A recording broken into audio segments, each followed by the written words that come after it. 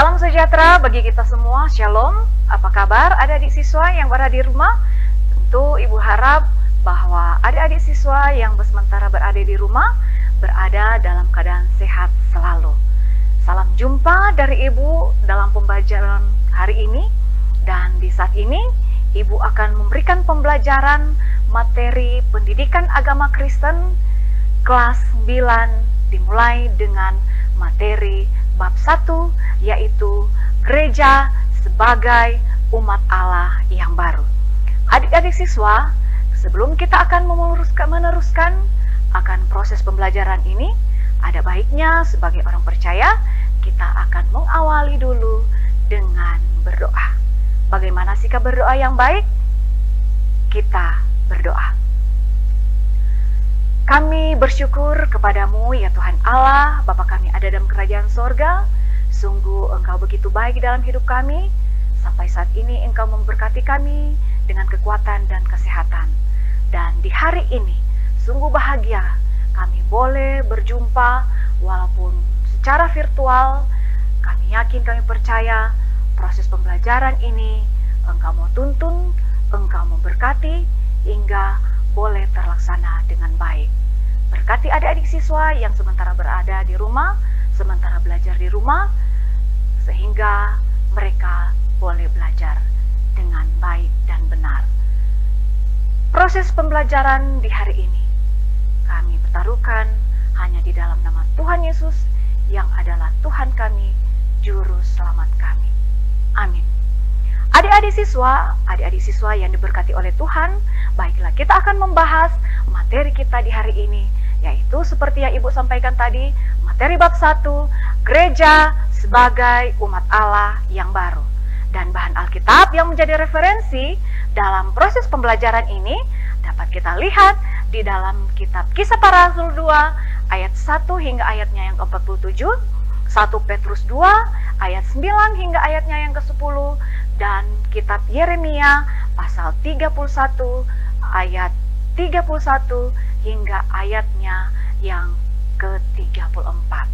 Adik-adik siswa, dalam materi bab 1, kompetensi dasar yang akan kita capai di materi ini yaitu pertama, menghayati karya Allah dalam pertumbuhan gereja, dan kedua, menunjukkan sikap menghargai karya Allah dalam pertumbuhan gereja, dan ketiga, memahami karya Allah dalam pertumbuhan gereja. Keempat, menelaah karya Allah dalam pertumbuhan gereja. Adik-adik siswa yang diberkati oleh Tuhan, dalam pembelajaran materi bab 1 ini, kita akan membagi materi ini menjadi 2 pertemuan ya. Dan untuk materi pertemuan pertama di hari ini, tujuan pembelajarannya yaitu pertama, peserta didik atau adik-adik siswa dapat menjelaskan awal terbentuknya gereja. Kedua, adik-adik siswa dapat membedakan gereja yang hanyalah gedung dengan gereja yang merupakan orangnya. Dan yang ketiga, adik-adik siswa dapat menjelaskan arti kata gereja. Nah, di materi bab 1 pertemuan pertama ini, tujuan pembelajarannya hanya 3 poin itu saja. Dan selebihnya nanti ada pembelajaran selanjutnya di tatap muka yang kedua. Adik-adik siswa yang diberkati oleh Tuhan, baiklah kita akan membahas awal terbentuknya gereja. Gereja terbentuk lewat peristiwa Pentakosta. Adik-adik siswa, tahukah kamu tentang hari Pentakosta? Ya, barangkali adik-adik siswa sudah banyak mengetahui tentang hari Pentakosta itu. Apa itu hari Pentakosta? Hal itu adik-adik siswa dapat melihat atau dapat membacanya dalam kitab Kisah Para Rasul 2 ayat 1 hingga ayatnya yang ke-47. Dari referensi Alkitab Kisah Para Rasul 2 ayat 1 hingga ayatnya yang ke-47, adik-adik siswa akan dapat menemui awal terbentuknya gereja itu sendiri. Dalam peristiwa hari Pentakosta itu, pada akhirnya banyak orang yang meminta diri agar mereka dibaptis. Jumlah mereka pada saat itu sekitar 3.000 orang banyaknya. Dalam peristiwa itu, itulah awal terbentuknya gereja perdana. Adik-adik siswa yang diberkati oleh Tuhan, tentu dalam benak adik-adik siswa akan berpikir, kalau begitu, apakah gereja itu? Apakah gereja itu dilihat dari segi gedungnya, atau gereja itu dilihat dari segi orang-orangnya? Karena itu, silakan adik-adik siswa saksikan lewat tayangan berikut ini. Ya, dalam tayangan ini adik-adik siswa dapat menyaksikan ada gedung gereja, ada orang-orang yang akan ke gereja, dan gambar yang ketiga di sini adik-adik siswa dapat menyaksikan ada sekumpulan orang yang sementara ada di dalam gereja. Sedang apakah mereka di situ? Tentu mereka di situ sementara beribadah. Merekalah sekumpulan orang-orang percaya. Dan dalam gambar yang siswa-siswa dapat saksikan ini, di situ juga adik-adik siswa dapat mendengar lagu dalam kidung jemaat yang judulnya Aku Gereja, Kau Pun Gereja.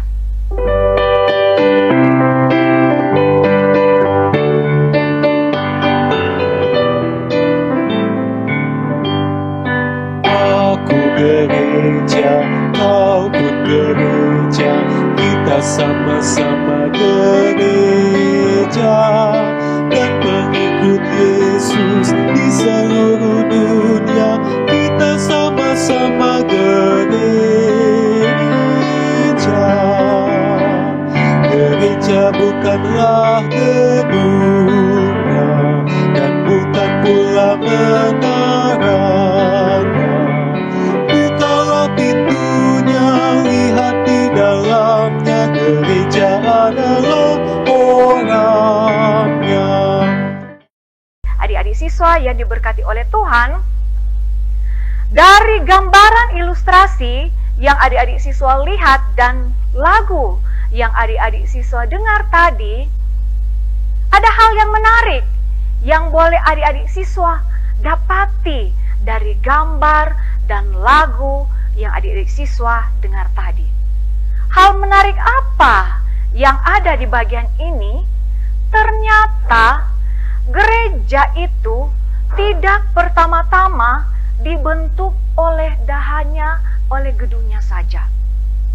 Gereja seperti yang dikatakan dalam lagu tadi, itu terutama sekali adalah orangnya. Coba adik-adik siswa bayangkan, ketika sebuah gereja yang kosong karena orang Kristen meninggalkan iman atau tidak lagi pergi ke gereja, dapatkah gedung-gedung gereja tersebut disebut sebagai gereja? Apa tanggapan adik-adik siswa yang berada di rumah? Tentu saja jawabannya tidak. Gereja tanpa orangnya bukanlah gereja. Adik-adik siswa yang diberkati oleh Tuhan, oleh karena itu, apa makna gereja itu sendiri? Nah, mari kita bahas. Apakah arti gereja sesungguhnya? Kata gereja berasal dari kata igreja, bahasa Portugis, yang dalam bahasa Spanyol dari kata iglesia. Dan kata iglesia yang dalam bahasa Yunani yaitu dari kata eklesia. Kata eklesia ini berasal dari dua kata, yaitu pertama ek yang berarti keluar, dan kata klesia yang berarti memanggil. Dengan demikian, eklesia mengandung arti dipanggil keluar. Jadi dalam hal ini, Definisi atau arti gereja adalah orang-orang yang dipanggil keluar dari lingkungan sanak keluarga dan kaum kerabat untuk menjadi bagian dari sebuah komunitas yang bernama gereja. Karena itulah, apakah gereja itu? Gereja itu adalah kita sendiri. Gereja itu adalah persekutuan orang-orang percaya. Adik-adik siswa, dari pembahasan materi ini yang Ibu jelaskan sampai di arti atau makna gereja, barangkali ada hal-hal yang akan adik-adik siswa tanyakan. Mungkin timbul pertanyaan dalam diri benak adik-adik siswa. Pertanyaan yang akan adik-adik ajukan, silakan adik-adik tanyakan lewat kolom komentar yang ada di channel ini, kanal ini, ataupun lewat grup WA sekolah, grup WA pribadi, grup messenger, dan atau adik-adik siswa boleh menelpon langsung kepada ibu sendiri. Tentunya adik-adik siswa di rumah sudah sangat mengetahui nomor WA, nomor teleponnya ibu. Adik-adik siswa yang diberkati oleh Tuhan, dari pembahasan materi ini tentunya ada tugas yang akan ibu berikan untuk adik-adik kerjakan di rumah. Silakan adik-adik saksikan tugas ini. Pertama, soal pertama, jelaskan awal terbentuknya gereja. Nomor 2, menurut Anda, apa perbedaan gereja yang adalah gedungnya dan gereja yang adalah orangnya? Nomor ketiga, jelaskan arti gereja. Dan nomor keempat, berdasarkan bacaan Kisah Para Rasul 2 ayat 1 hingga ayatnya yang ke-47, silakan adik-adik boleh ceritakan, tuliskan apa itu Hari Raya Pentakosta.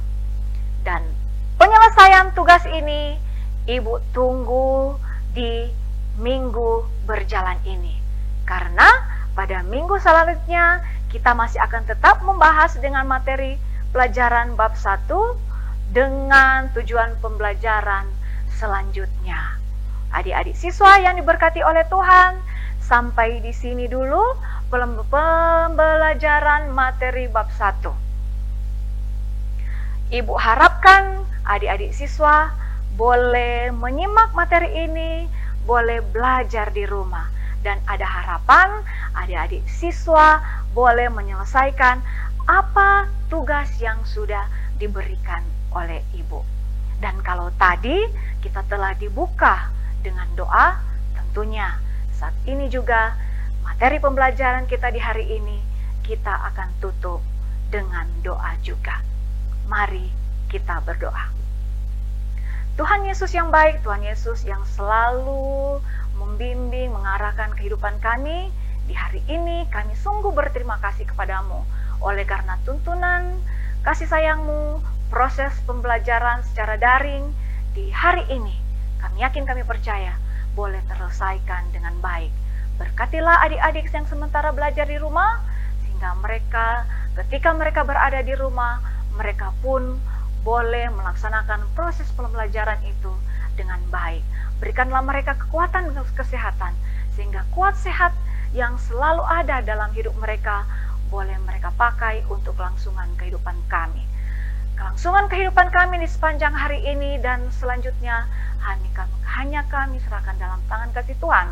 Dan kami yakin, kami percaya rancangan Tuhan dalam hidup kami adalah rancangan damai sejahtera. Amin. Adik-adik siswa yang baik, demikianlah proses pembelajaran kita di hari ini. Ibu harapkan adik-adik yang sementara berada di rumah selalu berada dalam keadaan sehat dan selalu menjalankan anjuran pemerintah untuk mencegah penyebaran COVID-19, yaitu selalu rajin cuci tangan, selalu rajin memakai masker, dan ketika berpergian keluar dari rumah untuk selalu boleh menjaga jarak. Salam sejahtera bagi kita semua, salam sehat bagi kita semua. Tuhan Yesus memberkati. Amin.